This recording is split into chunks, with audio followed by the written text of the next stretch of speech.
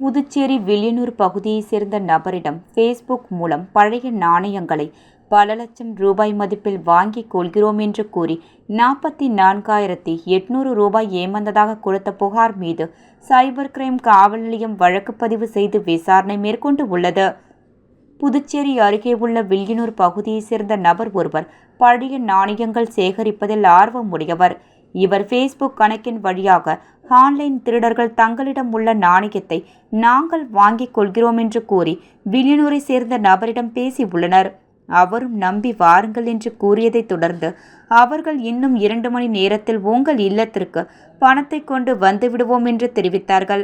சிறிது நேரம் கழித்து புதுச்சேரி எல்லையில் நாங்கள் பணம் கொண்டு வந்த வாகனத்தை மறித்து வாகனத்தின் ஆவணங்கள் சரியில்லை என்று நீங்கள் பணம் கொடுத்துவிட்டு செல்லுங்கள் என்று கூறியதாகவும், நாங்கள் உங்களுக்கு கொண்டு வந்த பணம் வாகனத்தில் உள்ளதால் அதை எடுத்தால் மேலும் காவலர்கள் பணத்தை பறிமுதல் செய்து கொள்வார்கள். ஆகையால் உங்களிடமிருந்து எங்களுக்கு பணம் அனுப்புங்கள், நாங்கள் அங்கு வந்து தருகிறோம் என்று சொன்னதை நம்பி 44,800 ரூபாயை ஆன்லைன் கொள்ளையர்களுக்கு அனுப்பி வைத்தார். பிறகு சிறிது நேரம் கழித்து அவர்களுக்கு போன் செய்தார். தொடர்பு எண் துண்டிக்கப்பட்டுள்ளது.